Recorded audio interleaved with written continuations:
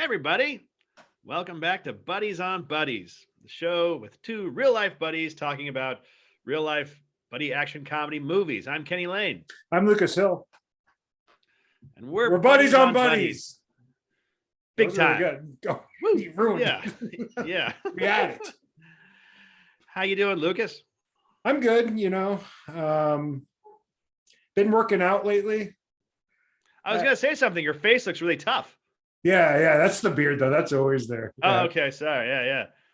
I hate working out because you're like, there's no reason 2 weeks of working out shouldn't wipe away 40 years of slophlessness, but that's not how it works. In your first 2 weeks of working out, you like walk around town like, oh, excuse me, I got it, ma'am. Those folks better not look twice. If you're still there a couple months, we'll be proud. But yeah, it's just like when you first start learning about any subject, you're an expert on it, and then the more you learn it, then you get scared when you find out you don't know anything, and then when you finally become an expert, you're back to that same level of confidence that you were when you just started. So yeah, the more you learn, the less you know. That's what they always say, right? What was that Socrates thing? Like knowing that you know nothing is no knowledge at all. Knowledge, yeah, no knowledge at all. And I'm there. All right. Kenny, how are you? I'm good. Had a good weekend up here in the Long Beach Peninsula in Washington. It was Clam Festival this week. Wow. We had this little beach community. We have like different. It's a big tourist town. We have a different festival like from spring to September. It's like a clam festival, sandcastle festival, kite festival, jazz festival, hot rod festival. We have every week at this festival. This one's the big clam one. And it was fun. Megan and I went out to like the local town center. There was a ZZ Top cover band playing, giant slide. There's a guy in a big clown outfit dancing around, got her picture with it. Yeah, we're just that small town people now. Yeah. That's great. I didn't do that. I live in a big city. I stayed home. Well, there's lots of stuff like that in LA, just like parking's a nightmare. Yeah, and who can be bothered? It's very expensive. An event like that in Los Angeles would cost you like $45 a person at least. Oh yeah, you can't just walk up into a show. Well, the last one I can remember was the Santa Monica Pier one, that free concerts, but that's got so out of control by the last year or two. I used to love walking down to those when I lived in Santa Monica, but the last year I guess like 60,000 people showed up to the free concert, and cops just couldn't handle it, so they shut it down eventually. So. Yeah, it's a beautiful city, Los Angeles. It's for everybody. That's the thing about Los Angeles. It's for everybody. Yeah. Everybody's living in perfect harmony in Los Angeles. No one hates this city. No one. Right. Nobody. No. When I tell you up here, I'm from Los Angeles, it's always, yeah, high five. It's never, ugh.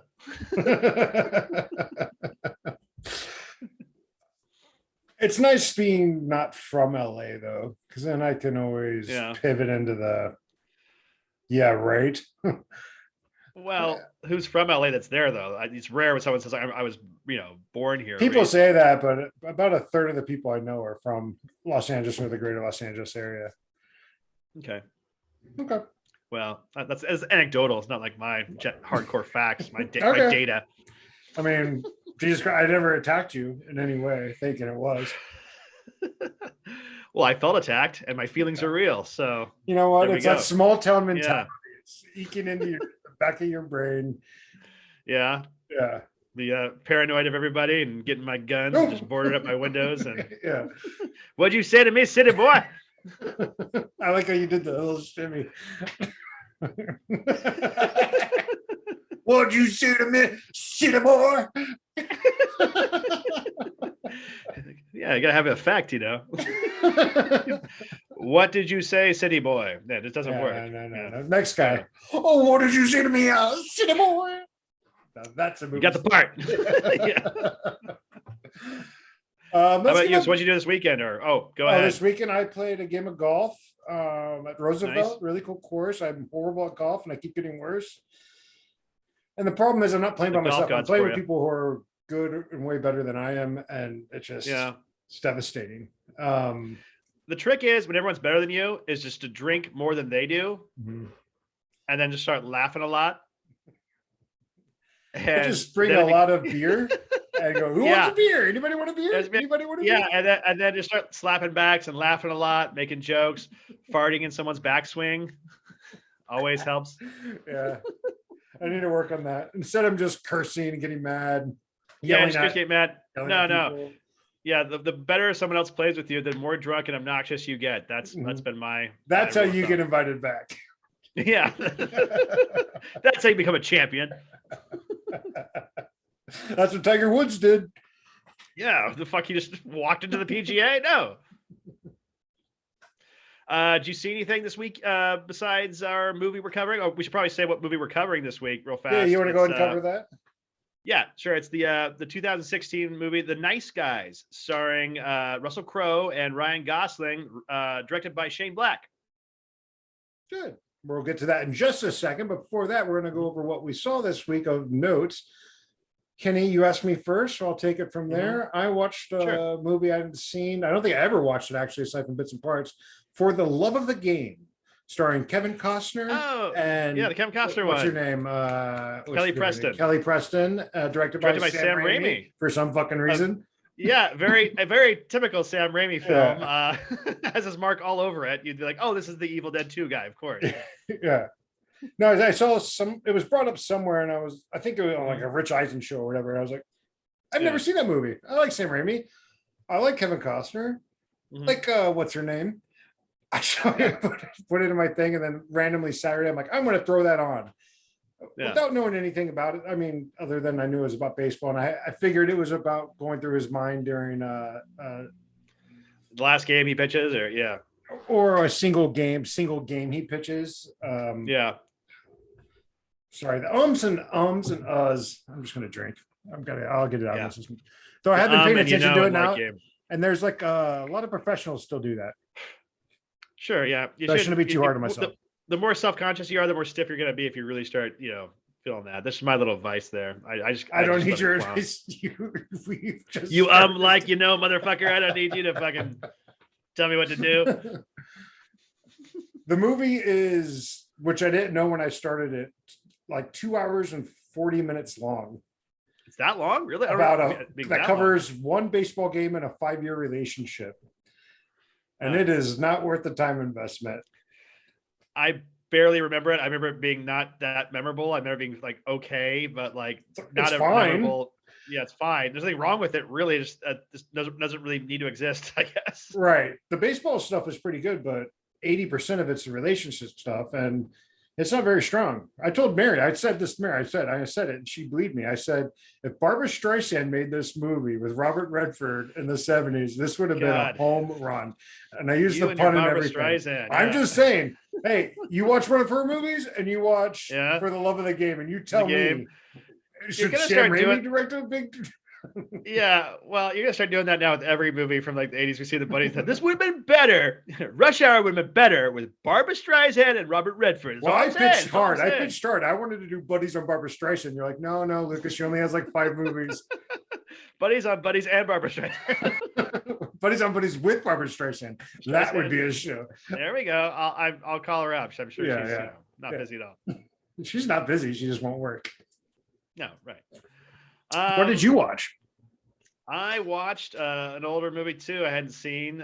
She's Having a Baby, the John Hughes. You never saw that in the 80s. Yeah, never saw it. It's like the one John Hughes movie I've never seen. And Christopher Guest is in that, or he wrote that, or he's just in that. No, he might be in it for a cameo. They have a lot of like cameo parts and stuff. Like one of those that he might be. I don't remember him really being in it. Maybe I'm just confusing it with what's his face, Kevin. Or no, no, yes. God. Damn it, can I talk about the movie while you're arguing with yourself over nonsense? Just like, who's in that? It's this guy. No, it's that guy. God, let me talk about it. Jesus Christ. Okay, go ahead. No, let's keep throwing out names. Will Wheaton, Leslie Nielsen, Leslie Jones. Done yet? Yeah. I don't know. Like, okay. Well, anyway, I saw a movie this week. It's called She's Having a Baby. John Hughes. He directed 8 movies in 7 years and didn't direct anything after that. Is a big cult following, but She's Having a Baby seems to be like down there with like Curly Sue as his least liked, has the least cult following, and I think for good reason. I didn't hate it, and it's very much a John Hughes movie. You can tell it like through and through, but I didn't really connect with it that much. Kevin Bacon's character, I guess it's a very personal movie for John Hughes because it's about a guy who gets married young and struggles with that, and then struggles with like moving to suburban Chicago and becoming an ad writer in Chicago. Yeah, like all the stuff that actually happened to him. But I just didn't really connect with the characters. I didn't really know why Kevin Bacon was so full of angst, and you don't even really see, like, it starts on their wedding day, so you don't really see how they got together or anything. And like, so that wasn't terrible. I just didn't really connect with it all. Apparently, no one, not to me, other people did. So Yeah, I remember seeing it a bunch of times when I was younger and not really understanding any of it, understandably, because I was younger. yeah. Well, maybe if you have kids, you connect with it a little more, but I don't. But I don't I don't either. know. Yeah. So, but I think it's, yeah, just kind of was aloof, and But you it are a does have a lot huge of like, John Hughes fan, so I'm surprised you have never seen that movie because it was pretty popular when we were in the I cable age I of first growing up. I wouldn't say I'm a huge John Hughes fan. I do love like Planes, Trains, and Automobiles. Ferris Bueller, grew up on that movie. I think The Breakfast Club is pretty overrated. I don't know if I'm even a fan really of that one. I like Weird Science. I like him as director. I think he had a crazy run there in the '80s for like that streak, and then just never again. I mean, he went on after Home Alone, which he wrote and produced, became a huge success. He just basically went just writing these kids movies after that. But yeah, He's definitely a genius. There's no doubt about yeah, that. The way he could shit out fucking hundreds of page scripts and then whittle it down to a movie like over a weekend and like here's Plane, Trains, and Automobiles. yeah. Right. Well, I think he's really good at taking like a mundane, normal family thing, like a vacation or something, and then just making that a whole movie out of it, or a kid skipping class and making a whole movie out of that, or a girl turning 16 or something. But yeah, this one just didn't work for me. I just, a misfire, I guess, but it happens. Whatever. All right, well, that's too Oh, bad. yeah. But mostly I've been watching the Johnny Depp, Amber Heard trial. I've been catching any of that. I have not. You're missing out. I know a little bit about it, but Yeah. and from what I've heard, it seems like it's a multiple asshole situation. Yeah. Yeah. What's turned me off and yeah. why I haven't even plugged in is because everybody online is like, "Oh, finally, the man's right. Team Johnny Depp. Johnny Depp's getting a bag. Right? Everybody's mean to the guy. Mhm. Fuck Amber Heard. Fuck her. I fucking hate." It's like, okay, guys, relax. Like, just brings up that sexism that I. Well, yeah, that whole like Team Johnny, man. Finally, the truth comes out. Well, it's his testimony first, so he's going first. Right. So he's saying his side of the story without that much. They cross-examined him, I guess, their day. But David cross-examined him. They cross-examined him the other day. Anyway, good riff. But yeah, I'm not like, I believe Amber Heard no matter what, or I'm Team Johnny. Both of them, it seems like to me, they've been divorced for a while, and they already went through this shit in like England. At what point do you just let it go, and move on? And because Johnny's suing her for like 50 million, she's countersuing him for 100 million. So there's a lot of money invested. Since it's a civil case, one lawyer side's going to get a huge payout. The lawyers are happy as shit. This is the best thing that could happen to the lawyers. Yeah, this is like the Super Bowl of civil cases for lawyers. So I think that's kind of interesting and what they're going for. But yeah, I'm kind of just curious. Johnny Depp says, well, I'm just trying to clear my name for my kids and stuff. But I am kind of curious, like, why are you doing this? And all this stuff is live, her saying all the shit about him saying all the shit about her. It's going straight to the airwaves, and that's not their choice. That's the judges. Business. That's the judge's choice. Well, by making us by going back to court again, or by keep doing this stuff, it's just going to keep getting press. So I don't know. I could see why he'd want to fight it, or she'd want to, get him if one of them, was really fucked one over. It sounds to me like they're might be both kind of toxic, but I just don't know why you'd want to keep going at this point. If you've been divorced for a while, I don't know. I don't know either, and that's what it's between Johnny Depp, Amber Heard, and The Wall, in my opinion. So. Well, and millions of viewers now. Yeah, apparently eating popcorn and just loving every minute of it, I guess. Hey, if they get something out of it, that's great. I don't get anything out of anything except for this little guy. Oh, there you go. Good philosophy. People have families, people have careers. I got this. People have legacies, people have home run records. I got this little guy. And he's never let me down. People have dads. People. People have 401ks.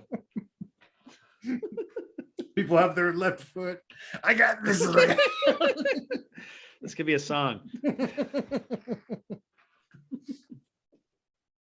You want to introduce the movie? Sure. Well, I already introduced the movie. Well, but, you still have yeah, to do so, a proper introduction. Well, I already said that. Well, it's you in know, my, nice it's in my, introduction. it's in my How set about, list. well, you want to say it again? No, Okay, you don't have to say it we're again. watching The Nice Guys from 2016. Ryan Gosling, Russell Crowe, directed by Shane Black. All right, Lucas, do you want to explain the plot of Nice Guys? Sure.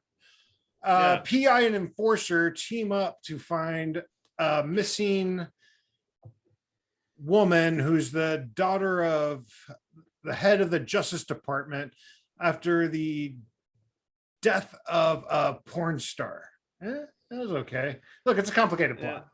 Yeah, no, well, yeah, to be fair, it's a very complicated plot. I've seen this movie probably like 5 times now, and I still kind of don't really know what the fuck's going on. But those Raymond Chandler novels, like, he didn't even know what the fuck was going on. So whatever. It's a staple of the genre. Like, relax, watch it, and don't worry about anything.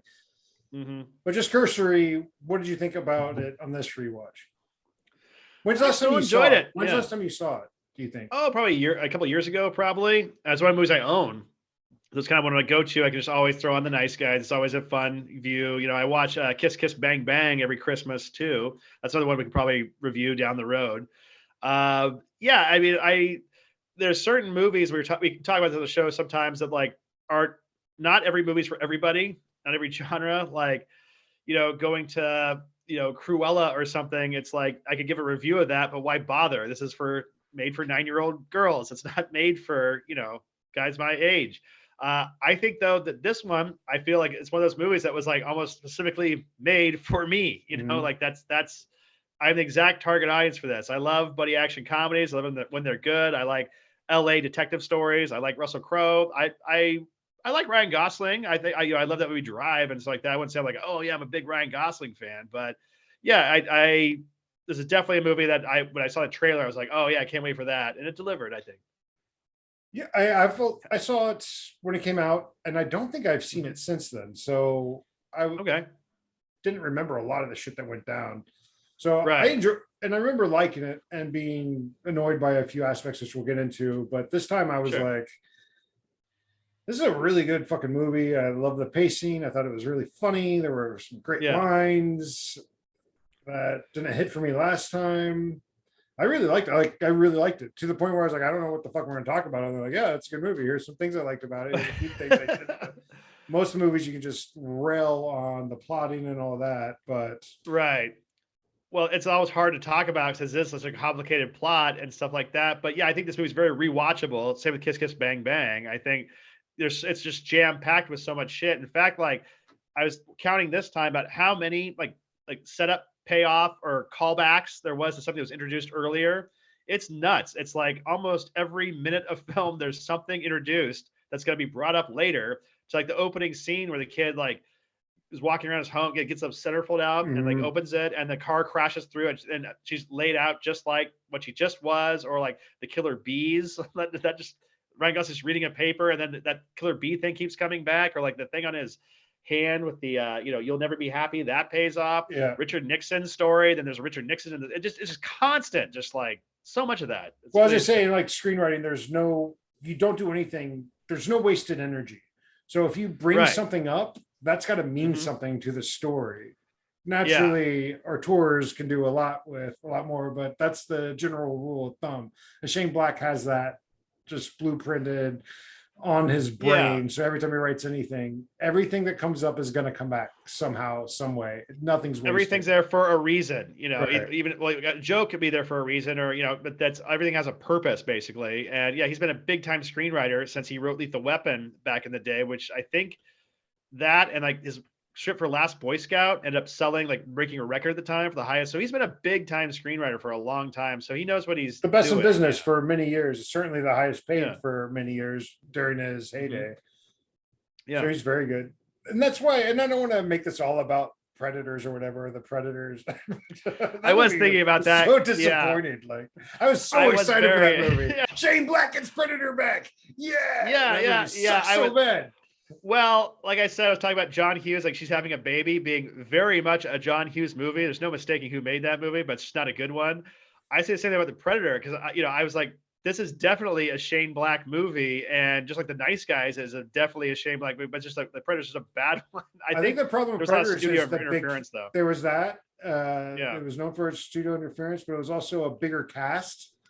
So Mhm. he's trying to juggle all these personalities, and they all come in and make inappropriate comments and stuff. There's not enough time to get into because he's used to two characters. That's what he Mhm. excels at, and you get to know Yeah. these two guys Yeah. because his villains aren't interesting at all. It's really just the two leads. I would say like Joshua from Lethal Weapon or something was pretty good, or like the Milo from Last Boy Scout. I like those villains. I think those are pretty cool villains, but it's always like the secondary villain, not the main villain. But yeah, this one I thought actually had two kind of cool like villains, even though they're kind of disposable. Like the Blueface Man, I thought was pretty cool by not cool, but like Bo Knapp. I thought he was really went overacting like crazy, but it was fine. But he really went. He really went. Yeah. He really went for it. I like that. I did like Matt Boomer as John Boy. I don't know either of these guys from anything, but I liked that John Boy. I liked his very kind of almost effeminate, very just like because you think that this badass is coming to town. They talk about him for an hour and a half before he finally shows up. But yeah, I thought his performance was good. I like the villains. Well, and Keith David it was Keith David, right? He was Keith David, not to be confused with David Keith, but Keith David. He was awesome. Yeah, because their big fight in the party just goes on forever. Yeah. And I was just his fight they live. Yeah, I know exactly. And I imagine there's some kind of homage there. So that was great. And then he's like, I'll go back to Detroit. He's like, all right, that'll work. yeah. And then you find out later that Detroit is like the whole behind everything and stuff. Yeah. No, that was good. I thought the villains were were fine, were good. Like Kim Basinger, not to spoiler alert is away, but I like that they kind of brought like this kind of little reunite from LA Confidential, which is one of my favorite LA detective movies. I'm sure it's up there with you. Oh yeah, that movie's too fantastic. Yeah, so that was kind of fun. Look, any movie with Kevin Spacey, I'm going to be on board with. Here's my thing. I think that here we go. Here we go. Not to digress about Kevin Spacey, but any movie where Kevin Spacey plays a fucking creep, like Seven or Usual Suspects, it still holds up today. It's like it's just as good. But when he plays like a normal guy, like American, you've seen American Beauty lately, it's so fucking awful. That movie sucked 2 years after when it came out. I was like, whoa, this is so cool. And then I saw it 2 years later. I was like, this movie kind of sucks. I'm not alone. A lot of people think that. A lot of people think it hasn't aged well. But like also just the whole thing of him going after his like teenage daughter's friend and stuff in that. It's just the whole that if it had any sort of like substance before, it's just right out the fucking window now that everyone knows he's a creep. But yes, but I still say all the creepy Kevin Spacey movies, they still got it. Well, you can die on that hill. I'm not going to touch that. I was just making a joke. I didn't think you were going to take the ball and run with it. Jesus Christ. Every Robert Blake movie where he plays a psycho murderer holds up. Hey, OJ's hilarious in Naked Gun. I'm sorry. I am sorry. I find that a little distracting when he's doing that. I did have a problem with everything falling into their lap. Yeah, there's a lot of contrivances. It's a joke, and he falls off the thing, and then he lands right next to the body, which was Robert Downey Jr. apparently, and a lot of makeup. Right, so I read that too. Yeah, IMDb. And then after the best scene in the movie where they go up the elevator, and that John Boy or whatever is killing everybody, and all those bodies are falling off, and they just get right back in the elevator. Greatest scene in the movie. That was awesome. That's a fun scene. Yeah. Yeah, and then they get in the car, and she just falls on top of the car. Little things like that. Yeah, it's almost, it seems so smart because things are just coming at you so fast. But sometimes if you break it down, you're like, wait a minute, this is like a lot of. It's almost like some Christopher Nolan movies where I've watched it, like, wow, this is so like, I'm like, whoa, wait a minute, like, you would have had to do that to that to that to that. Yeah, If you think about, if you really dissect it, it's like, I don't know. He plays on your expectations of film tropes and does it really well for a lot of laughs. Many times, but it's like when he like discovers the LAX is actually an apartment building or whatever, They're like, okay, we need to go to the airport because the apartment building doesn't exist anymore. So his Right. time to be a great detective is undercut by him being an idiot. And then they go to Yeah. the airport and they drive by like, wait, there it is. Yeah. Isn't it do anything? Here's him bumbling through this movie. Well, the whole movie has a real sense of irony to it. I mean, the title, "The Nice Guys," one guy like kind of like cons old ladies, the other guy beats up people for a living, so that's kind of like a ha ha thing. But also like even this and Kiss Kiss Bang Bang, even how ironic and like postmodern they are, constantly undercutting the genre. I think it ultimately works as an entry. I wouldn't say it's just like a spoof or just trying to like dissect or make fun of the genre or something. I think it does deliver the goods as a buddy action movie. Well, I was kind of, the action aspect of this, because it sets up so much just like a film noir detective film. Yeah. But the climax is just a huge fucking Shane Black action sequence. Yeah. To where it doesn't really need that. It could have been a much, I'm glad it happened because I enjoyed it. Yeah, I'm glad I have it. Yeah. But it seemed like out of a different action movie because it Yeah, hasn't been like that big of action until then. There's a shootout at the house, but that's even muted compared to the action sequence we get at the climax. Well, there's that whole like kind of thing. It's falling around. People are dying. The constant buys going around. But yeah, it's not like a big like Lethal Weapon like climax shootout at a warehouse or something. But it kind of leads to that. But I liked it. I think that just makes it more fitting with this. Don't get me wrong. All these genre. I really love the movie, and I love how it's fucks with some of the tropes. It's great. Yeah.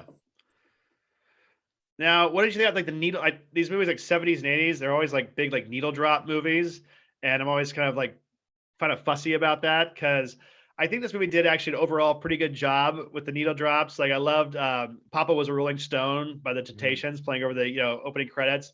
I loved they had like Couldn't Get It Right by Climax Blues Band and What a Lonely Boy. Both songs I think like on 70s radio and stuff they don't play enough of, or like Jack FM or one of those fucking stations.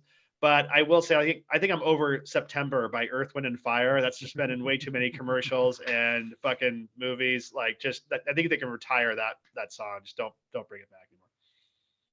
I'm in the category of if you use the song at the right place, even if it's an overused song, it's gonna work. Yeah. So that's just how I feel about it. I don't feel like you should put songs in the fucking corner. I think some are cliche when it's been used in like 10 movies or something. And there's in the 70s and 80s there's such a huge range of songs you could do. Like Scorsese and Tarantino, I think are really good at picking pop songs that not everyone has used to death and making them work in a scene that's not exactly like Zemeckis with Forrest Gump. He always puts a pop song that has literally what's happening on screen, like running on empty while Forrest Gump is running.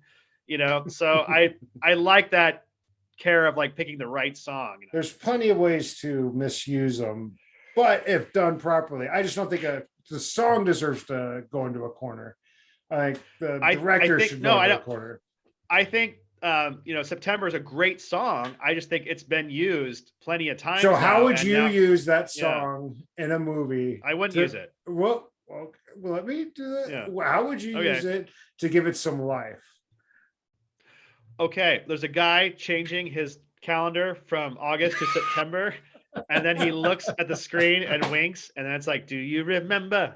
And September. Then it goes to no. I got the end of it, and he walks outside, and he's in New York, and the September attacks are happening, and he's just like right above his head, and he's just walking. Too soon, Lucas. Too soon. Jesus Come Christ. on. Who doesn't love a 9/11 joke? Who doesn't? Oh yeah, all the victims and their families. What's the girl, the gal from Strangers with Candy? What's her name? Has the National Treasure, Sedaris. Yeah. Sedaris, Amy Sedaris. Yeah. I heard a story. She was dating Philip Seymour Hoffman at the time, and she made a 9/11 joke like right after the plane hit the tower. They were watching it. Like it was like kaboom, and they're standing on their balcony, like and he was like, "Oh my God!" And he looks down at her, and she was like looking up at him, like smiling. And he's like, "What do you think?" She's like, "I'm just thinking about us." She's hilarious. If you watch Amy Sedaris, David Letterman, and just look at all the stuff, he had her come on like interviews, and he got her do remotes and shit. She's fucking amazing. She's hilarious. Yeah, I just a 9/11 joke right Right as as it the plane happened. hit. Doesn't surprise me because she's hilarious, but Wow. she's also fucking crazy. So, Crazy. and Right, in the yeah. best way. So back to the nice guys. One of the Right. things I hated about this movie, and it's a Hmm. trope I hate a lot in any Okay. movie, and this movie Yeah. takes it to the fucking 11 scale, Hmm. is precocious children. That would be my actually, and Shane Black is a big fan of Every fucking shoehorning movie. in a Yeah. fucking kid from The Predator to Long Kiss Goodnight to Iron Man 3. Mhm. Yeah, I don't know why he has that. And also that it gets actually very uncomfortable in some scenes, like at the party with drugs, and she's in there watching a porno movie and like questioning Mhm. people. That she's supposed to be like this plucky kid, but I was just like, get her out of this scene. This is making like this is I don't know. Yeah, I thought she was fine. She's a fine little actress, like, but yeah, I don't know why he insists on doing that in R-rated movies too. It was too much. It hurt everything in my opinion. It's the only Yeah. thing that really drew back, like, because I said like Yeah. they stumble into things and then she figures everything Mhm. out. I don't mind our characters being pieces of shits who aren't Mhm. good at Yeah. anything, but they still Yeah. have to get the job done. These guys Done. They don't don't really need. do much Yeah. of anything except at the end when Right. they're suddenly superheroes. Superheroes. Yeah. He Yeah. literally says, I'm indestructible. And like they just go and do superhero things in the Right. climax. Right. Yeah, I don't think we needed a Lisa Simpson here, but she didn't bug me that much. I wouldn't say like really like, oh, it like threw the whole movie off or anything. But yeah, I was not. That's probably my least favorite part of this movie. I don't think it needed it. But did I tell you that one time I was at a wedding in LA and I went to this, it was a really nice house. And I like this crazy, like what, and then I went to the bathroom and security guards and I saw these, like, I passed this room and there's these frame posters of like Iron Man 3 and The Predator and all this stuff. I was like, wow, this person's a really big fan of Shane Black. And then I realized I was at Shane Black's house. He was there. That was where the wedding was. He has a really nice house too, by the way. What were you doing at the wedding? I was just my, like, just knew the bride, and that was, she was getting married and they was having the wedding at his house. He was like a PA or something that worked on one of Shane Black's like projects, and he's Okay, asked so if he your could friend was host the getting wedding. married at Shane Black's house. Got Yeah, it. at Shane Black's house, and he was just hosting it and stuff. He was there and stuff. But yeah, he has a really nice house. He has a zip line over his pool, which I thought looked That's pretty amazing. awesome for parties. Yeah. Was there like But a that net was to stop people from falling to death, or is it a safe not really. It was just situation? tree. Just like a tree to tree with like those little like boards you nail to the tree that you just climb up and just grab it on and just go. So, but I imagine that'd been pretty fucking fun for parties. So. Did you get to meet him? No, he was talking to Max Landis the whole time, and I was thought about going up and being like, "Hey, brah, like last Boy Scout, I love it," But I've done that at parties too, and just usually end up just kind of embarrassing myself. And Yeah. like, when I confronted Terrence Stamp at the premiere of Valkyrie, Yeah, I and remember that. told him how awesome he was in Superman 2, and he just desperately wanted to get the fuck out of there. Yeah, Learned my lesson. I invited you to that premiere. Yeah. Sure, you regretted that. I think I showed up. He said I looked like Launchpad McQuack. I was like wearing like a bomber jacket and I don't know what. Oh, why didn't we make it in Hollywood? What I were don't we know. doing Yeah. wrong? Wrong, yeah. They had an open martini bar at that one. I remember that, and I took advantage of that. And after like 3 or 4 martinis, I think that's Mhm. like I had the guts to go and confront Terrence Stamp and tell him how awesome he was as General Zod. I remember you amping yourself up for that for a while too. I'm gonna go talk to him. Oh yeah, I'm it's gonna like go talk to him. I'm gonna go talk. I can't gonna go not talk talk to to him. General Zod. I think I don't know if I don't remember. He if I was was- like, don't talk to him, or if I was like, just go say hi. I don't remember. Yeah. Well, I did, yeah, but he was pretty nice. He wasn't like a dick about it. It wasn't like leave me alone. It wasn't like when I bear hugged David Hasselhoff at a party and he was rightfully like disgusted and Yeah. wanted me to go away immediately. I don't know if we talked about this when we were in a car leaving Venice. Our Uh-huh. old friend Aaron was driving, and we pulled up Mhm. next to Harrison Ford in a car next Yeah, I to remember us that. with Oh yeah, Imagine his daughter, and you immediately went to the window to try. that to wasn't roll his it daughter. down. That was Calista Flockhart. Oh, That was was it his Calista wife. Flockhart? Yeah. Well, she's a Yeah. small woman. And you immediately jumped to your window to roll it down, and both Aaron and I were like, no. No. He stopped you from rolling. Well, down he's your like window. literally 3 feet away from me. He's Yeah. got a convertible, All you had to and do it's was like roll I'm, down that window. when I and was yell like, at him. hey, Blade Runner, hey, Indiana, hey, Han, just throwing out the most obnoxious Yeah. fan shit, and he would not look at me. And then I No, started we making fun of stopped his you. ear. We didn't let you open up the window. Aaron and I wouldn't let Did you. you? Yeah, He we could he locked could the he could window. hear me. He could I'm still sure hear he me then. could. I'm sure. He was so, because I remember when I started making fun of his earring, Calista Flockhart started like Jesus. holding her face and kind of laughing, and he was just dead center. I'm not going to give this fucking asshole the the look, because I know he's He doesn't deserve I've it. You have a problem. a problem. I think they can't handle me is what their problem is. I should have done it like, hey man, if it wasn't for fans like me, you wouldn't have had a job. That stupid shit. If they can't handle the heat, they should have gotten to the celebrity kitchen. That's right. Yeah. Don't put on an earring, fucking Indiana Jones. You don't want Kenny Lane to give you shit about it. Back to the nice guys. Oh, right. The nice guys, not to digress. That's it. That's an intentional because I'm thinking. Okay. Well, let me ask you this. So this was filmed in Atlanta besides B-roll and established shots. Did it fool you? It fooled me. I thought it was LA. I didn't research it, so I guess it kind of, but I could totally tell like all the fog and stuff really seemed like Out of green place? screen. Yeah, out of place. Just kind of Yeah. a little fake, Yeah, I mean, there's a lot of B-roll shots, but the all establishing shots of like LA and stuff. But for the most part, everywhere they go is Atlanta. Like that Beverly, the Burbank Airport Western Hotel, that doesn't exist. Yeah, there are also shots where they're in the hills with the city behind them. Yeah. And the fog there. And other than LA in a while, I think it was worse than the fog was worse than, or maybe it's worse now, but it looked worse than, I don't know. But they really hammered home how smoggy it was. Yeah. Yeah. But I think it's interesting also too because by that it's part of time. the story. Right. So too by that time, like it's cheaper to fly out your entire crew to Atlanta and cast and film it there than just filming it in LA. Like they just permitted the shit out of every movie that it's too expensive to film in LA now. That's because LA used to give massive tax credits. California did, and they stopped doing that. That's why back in the day, everything was shot in LA, and then the city got greedy. I don't know that. I don't know. I'm not going to get. Well, that's what I heard. Like you try shooting in LA, and it's just like, like somebody said, you want to rent want to shoot a tree, you got to pay the fucking squirrel that lives in it, So instead of shooting in LA, it was just fly everyone out to Atlanta and have them stay there, and then just it's interesting that that's hardly anything that take place in LA now aren't filmed in LA. And I'm talking about my ass. I really don't know, but I wouldn't be surprised if some of the studios want it that way because they don't want people. They want people to shoot inside their studios because that's where they make a lot of money. Is renting out the actual studio space. Yeah, it's probably easier like to contain something in there too, or I don't know. Yeah, I don't really. I've never filmed any of my movies in big studios, so who the fuck? I don't know what I'm talking about. But so yeah, the reviews of this movie were pretty good when it came out. It has developed like a cult following because it did okay. It didn't do that great. No, if you research it, like if you put this movie in, everybody's this amazing movie. I just saw this movie. The Nice Guy's such a great movie. Love it, love it, love it. And for good reason. It's a very good movie. Very good movie. Kiss Kiss Bang Bang. Kiss Kiss Bang Bang has a cult following now too. So I think this will definitely have one like another like few years and stuff. Oh, it already has it. It's already pretty cult following. I mean, it's 7 years old now, or no, 6 years old.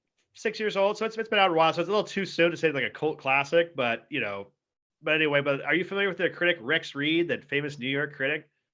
What is his drink, Lucas? Jesus Christ.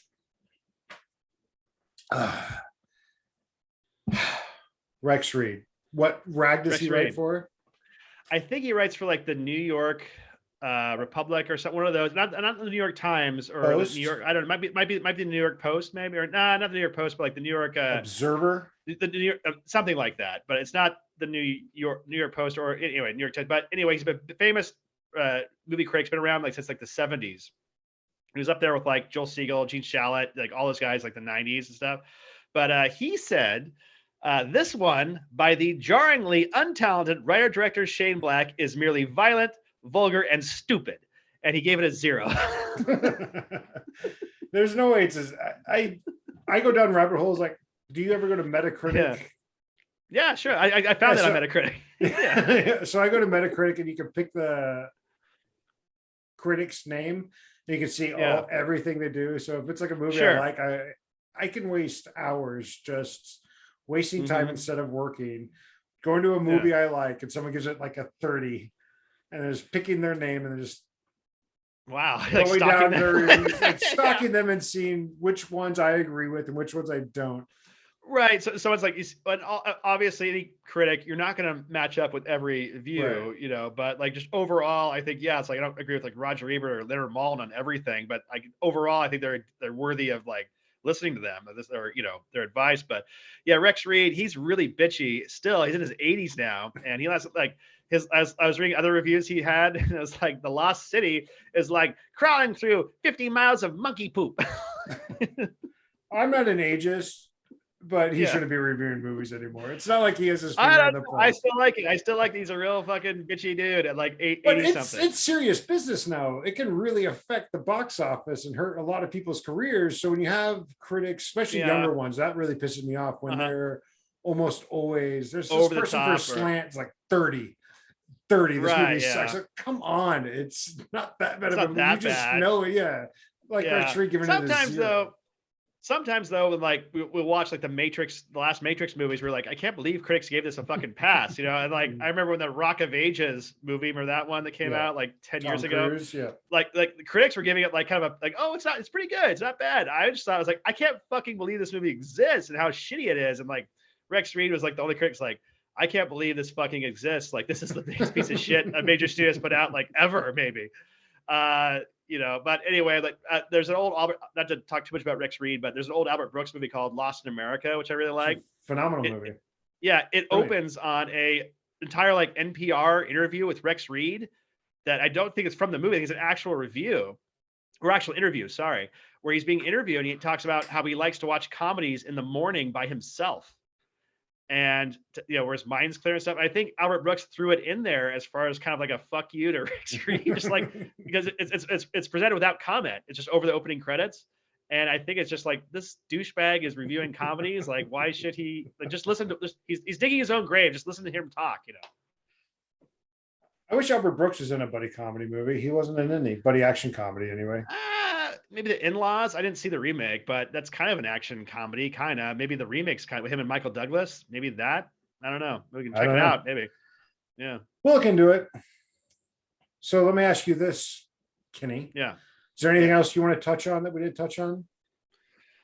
Not really. I think we basically covered it. Yeah, like Nice Guys. I think it's a great movie. I think I give it like 4.5 out of 5. Just the child stuff does kind of throw it a little bit. It's a little too overly convoluted and stuff, but overall, I think it's very rewatchable, and I think it's a great movie. The dialogue isn't something we touched on, but the dialogue, there are a lot of great, snappy, fucking hilarious lines. Sure, yeah. As a buddy action comedy movie, I give it 4.5 out of 5 because the dynamic between the two is great. Yeah, the comedy is great. The action's good. The setting's strong. Everything just really works. As an actual movie, I give it 3. As an actual movie, 3.5 out of 5. 3 out of 5. Well, we haven't really talked about the leads. I mean, what did you think of the chemistry of like Russell Crowe and Ryan Gosling? I wouldn't have thought to put them in a movie together, but I thought they worked surprisingly well, actually. No, they did great. They obviously had a lot of chemistry. They obviously were having a lot of fun. They were different enough without it being, it was just like Gosling's an alcoholic, which they handled that with some subtlety until the end where he's like, I'm not drinking. But and up until then, he's just a drunk and it's fun. And Russell Crowe is just an enforcer. He's just a brute. So I kind of like that instead of like, oh, I'm from some foreign country or I have a different sexual preference or I'm not even just a different race. It's just two guys who are slightly different in the same relative line of work. Right. I think I kind of missed Russell Crowe. I hadn't seen him too much. I think I watched that movie Unhinged that he was in a little while ago, but I feel like he was almost, I might just be getting old or memory or something. I think he was like the last kind of movie star where like people like would pay to see a Russell Crowe movie. He came about like in 2000. Like we had LA Confidential and The Insider, and then like Gladiator really broke him. And then people were going out like, oh, the new Russell Crowe movie, Master Commander, is playing, or Beautiful Mind or something like that was. And then I think around, I don't know, does it seem like to you that way? Like that was like he was the last kind of guy to make a breakthrough. Then people just go see his movies because Russell Crowe was in it. No, you can't make a big movie without a big movie star. Tom you Cruise can. is Like, still talk about, doing it. Ryan Reynolds is still well, no, but selling. Tom Cruise was a big movie star Right, before right, him. right. But Ryan, What I'm saying Ryan is like, Reynolds, don't yell at me. Do not yell at me. Not on my podcast. Not on my podcasts. you call this yelling? I'll give you You become George Costanza's dad. Let me tell you how you disappointed me. Ryan Reynolds has been selling sub-quality movies for a long time. Just Maybe because of him. maybe it's just me. Don't You can forget say, about like, The Chris Rock Pratt. too. Well, you can say like Chris The Rock, Chris Pratt. Pratt, Yeah. stuff like that. Yeah, I don't know. I guess just think like when I think like adult movie stars who broke and like I don't know, it just seems like franchises kind of took over. Like Chris Pratt's a movie star, sure, but it seems like more like Jurassic Park or Well, you know, Ryan Guardians of Reynolds the just Galaxy did is the star. Free Guy, and whatever you think of that, I think it's a mediocre movie, and it made a shit ton of money Yeah. and did well. Well, maybe it's just a thing Robert of, like, Pattinson sold yeah. that piece of shit Batman movie to everybody. I mean, the one that only dipshits like? Yeah, I'm talking to you. Paul Dano was the only good thing about that movie. Paul Dano, understated, perfect. I couldn't wait. I thought it was short. I couldn't believe it. That time flew by. When the Yeah. credits rolled, I thought it was some kind of joke. I thought it was like Gremlins Yeah. 2 or something, you know, like the movie's Yeah. gonna keep going. Yeah, I was reading one review of it today. It was like, I didn't get the backstory on Commissioner Gordon and Batman. Like, why are they so close? And this is like, are you suggesting there should have been more backstory in a 3-hour fucking Batman movie? Like, oh my God. Anyway, The last thing the internet needs is two white people, men, still complaining talking about about the Batman. Batman. Yeah, still talking about the Yeah, Batman. yeah. I probably am going to We give you what you want, internet. Happy now? Okay, so yeah, we both are really high on The Nice Guys. Nice Guys. Yeah. It's probably the best movie we've seen on this. 48 Hours is up there. Well, as far as like, I think like I really enjoy Tango and Cash, but it's a different type of Yeah, good that's movie. that's Yeah. not like a genuinely good movie. That's But yeah, no, I would agree. Like 48 Hours and Nice. If I had to pick two from this podcast or this, you know, just to tell people to see if they're interested, I'd probably recommend like 48 Hours and Nice Guys. Yeah. right. I'd agree with that. So, what are we cooking up for next week?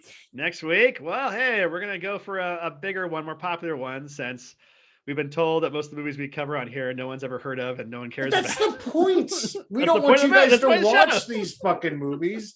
You just listen to us talk to them about 35 Right. minutes or 45 minutes. You don't have to worry about them for the rest of your life. And But plus, you get some humor, you get some LA stories. Hell, what the hell Yeah, more do people yeah. want? What do they want? I I don't don't know. know. I don't know. I don't know what the people want. my blood, sweat, and tears are I guess. going Jesus unappreciated. Christ. I guess. Yeah. Fucking hell. That's it. Show's over. We're fucking Show's over. over. No. Bad Boys. We're gonna do Bad Boys Oh, because it is a Jesus big Christ. one, and you knew this was coming. And Oh, it's called entertainment, asshole. You're like in a talk show. There. So I hear you have a new I heard you pool were in in your Spain house. recently. Yeah. Yeah, we talked about it Yeah, we talked- backstage. What the fuck? I prepped you for this. Okay, let's just do everything. Phony baloney. Yeah, I was in Spain. Here's my antidote. Ugh. I would be the best talk show guest. Just to You throw would whoever's- never get invited back to any of them. 'Cause No, I don't think ever. hosts like that very much. If I ever somehow got to that point, my agent and PR team's head would explode when they see me on TV. Just throwing. So I hear you're a big Yeah. fan of monkeys. I don't know what the fuck you're talking about. Monkeys scare the shit out of me. Is that a joke? You're making fun of me?